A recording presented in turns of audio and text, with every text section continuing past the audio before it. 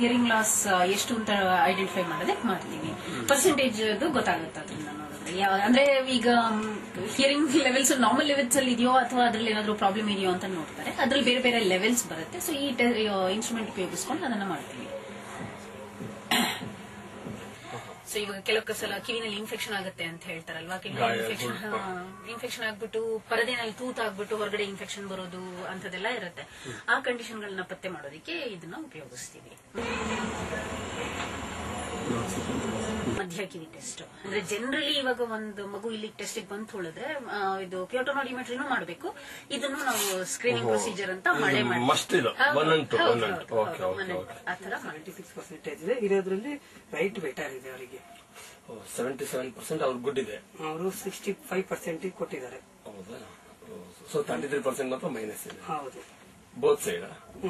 Right. So ಅದನ್ನ ಈ ಕಡೆ ಹಾಕ್ಬೇಕು. ಫಸ್ಟ್ ಈ ಕಡೆ ಮಾಡ್ಬಿಟ್ಟು ಆಮೇಲೆ ಕಂಪ್ಲೀಟ್ ಆದ್ಮೇಲೆ ಆ ಕಡೆ ಮಾಡ್ತೀವಿ.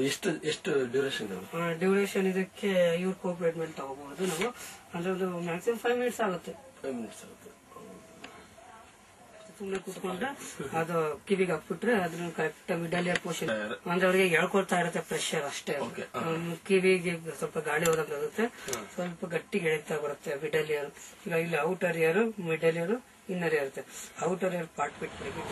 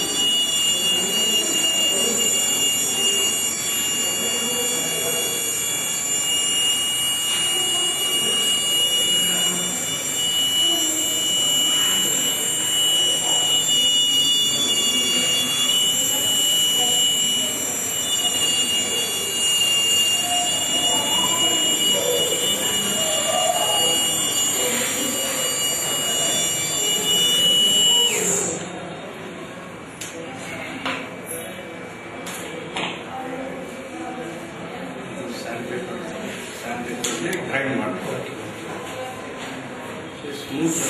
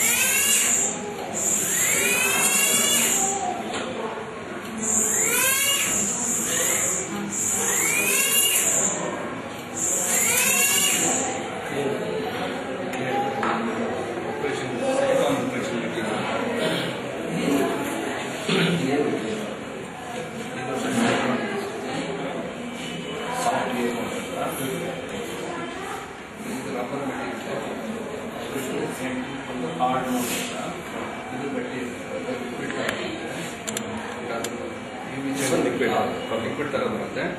ಅದನ್ನು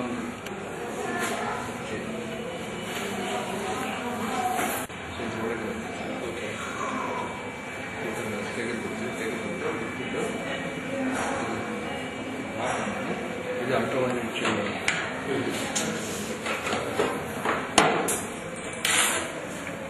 ಡೈರೆಕ್ಟ್ ಕಣ್ಣಿನ ನೋಡೋದು.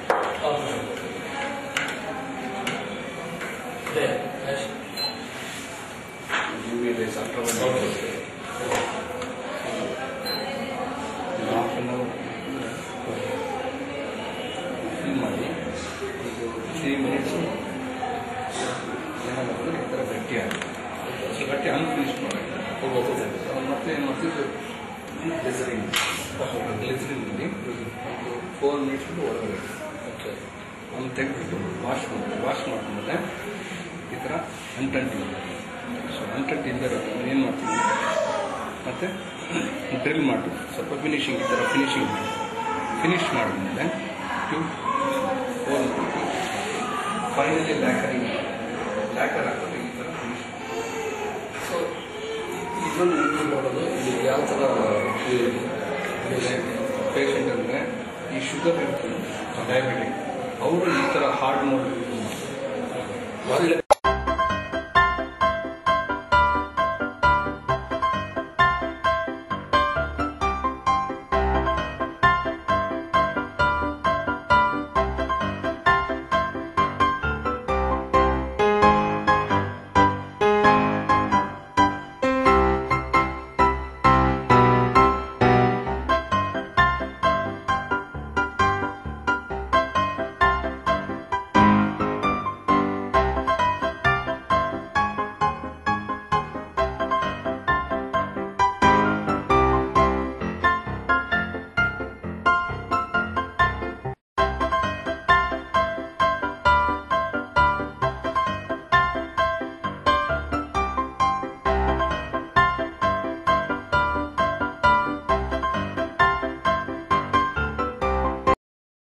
Past 35 years we are serving to the people in this near locality, and this land is donated by the nearby